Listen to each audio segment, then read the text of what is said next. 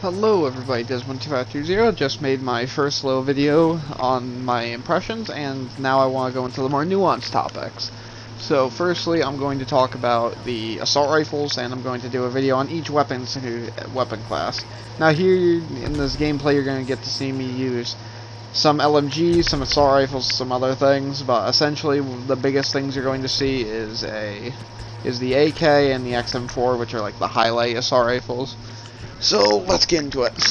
By the way, I will be including tactical rifles as well, just warning you already, because I still consider them technically assault rifles, because they're not really, because they're, you know,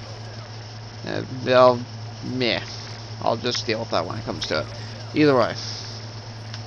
So, let's get into the assault rifles. So, I'm going to give off my impressions, and I'm going to give off some of the stats that I know of.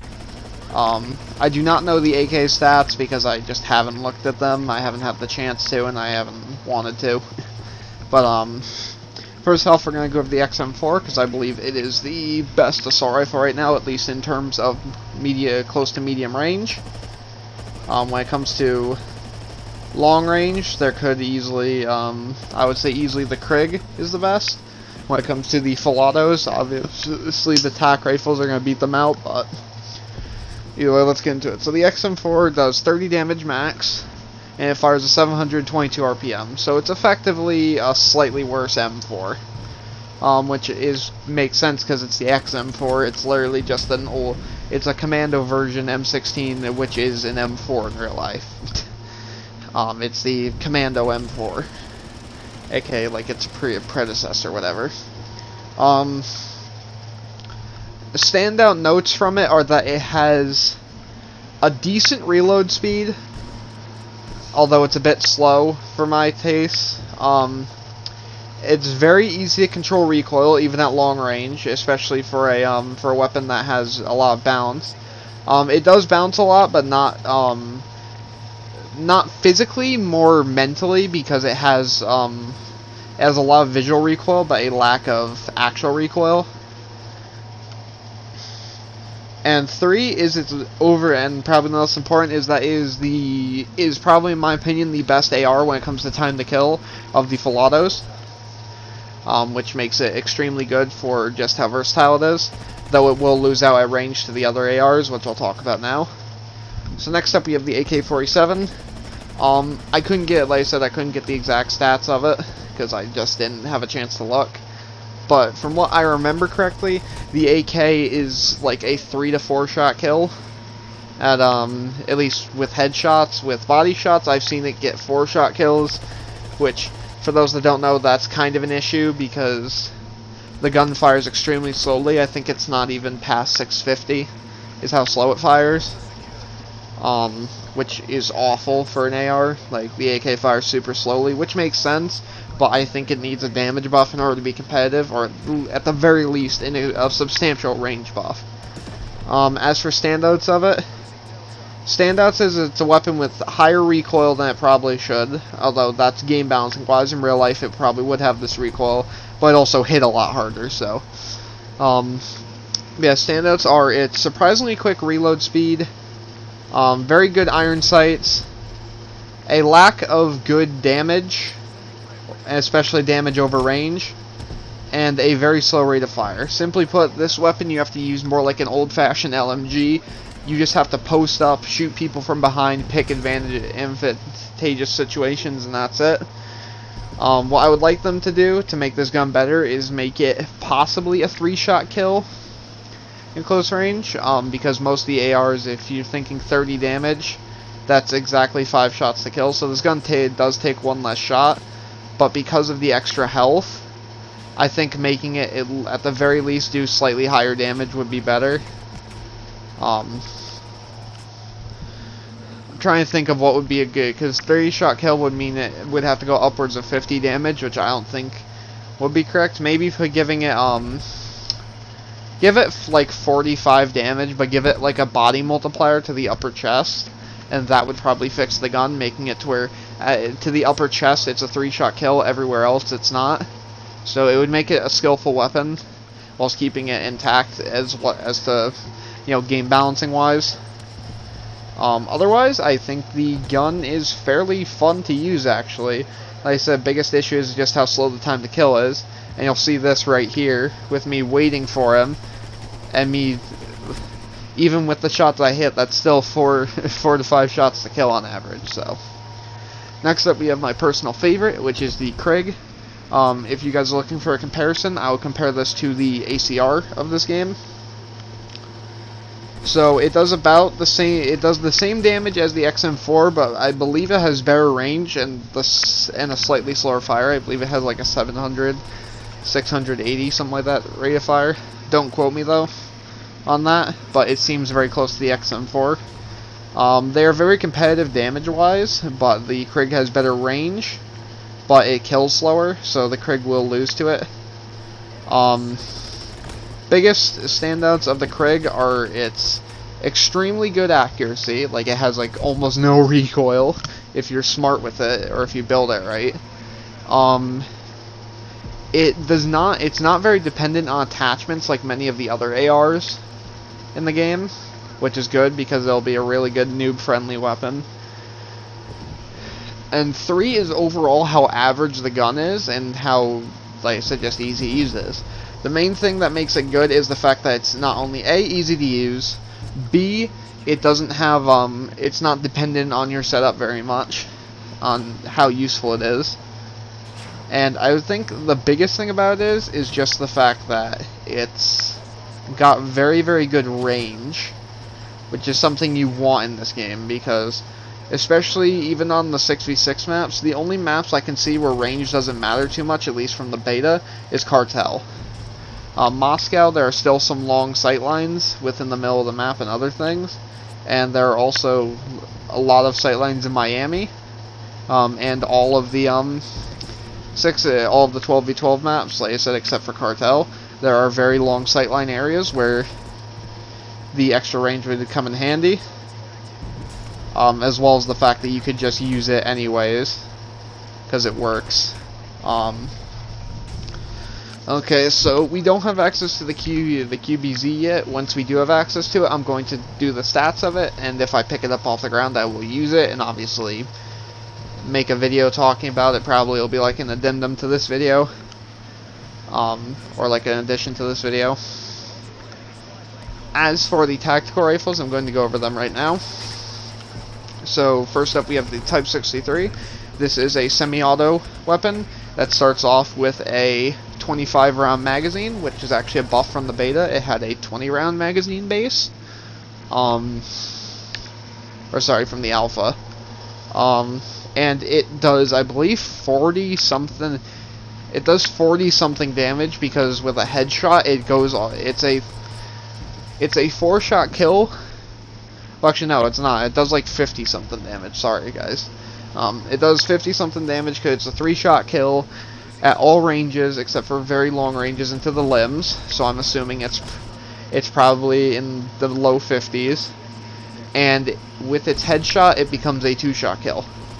Now, one big standout from the alpha you'll see, I obviously said this gun was very overpowered in the alpha, which it was. Now, I believe the weapon is actually kind of underpowered. Main reason being is 3 big things, and this will come to the standout. We'll come to the standouts in a second. One is the fire rate. Simply put, the fire rate was nerfed into the ground so much that I think the weapon just has no ability to fight in close quarters. Like, at all. Like, any person with an XM4 or any SMG besides, like, the 821, which even the 821 will probably beat it if you're lucky, if you don't get the headshot. Almost all those weapons will beat it in a one-on-one gunfight in close range, just because of how slow it does its damage. That being said, if you get a headshot, you're probably going to win every gunfight, because it becomes a 2-shot with any one headshot being in there. Second biggest thing is the lack of attachments. With the beta leveling system, the attachments are so much harder to get. So getting the long-range scopes that you need to make the weapon effective at what it's supposed to do, which is be like a counter sniper role, is very, very difficult.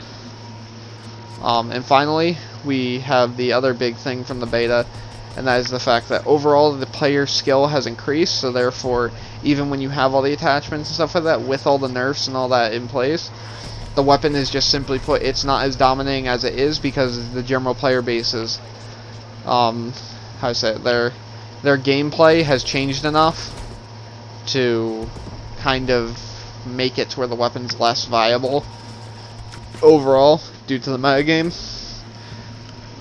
As for standouts on it, standouts are its extremely good range and damage, the fact that it has fairly low recoil, and the fact that it is probably one of the worst guns in the entire game when you are leveling it up, just because not only the iron sights are very small, but also the fact the fire rate does not allow you to compete in the close quarter situations that you would need to in order to level up the weapon to do so.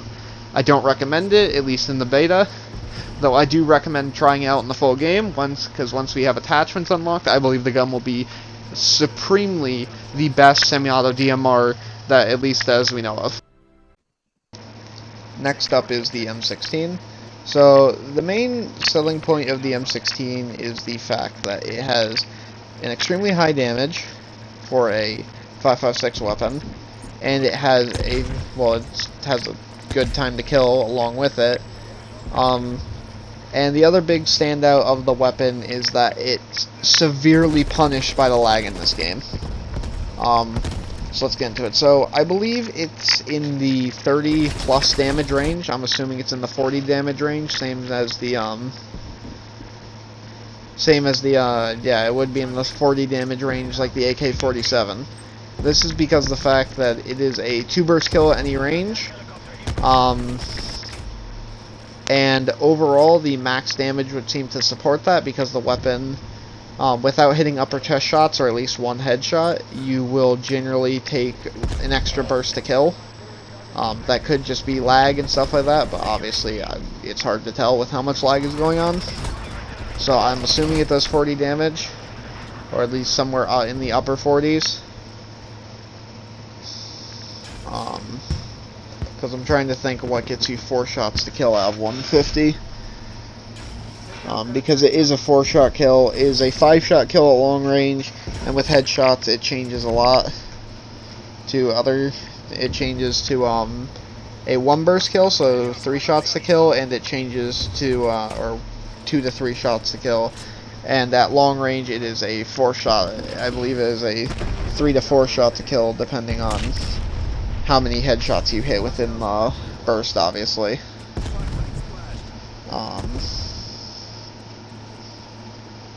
Yeah, so the weapon would have to be doing at least in the realm of 38 damage in order to be a 4-shot kill.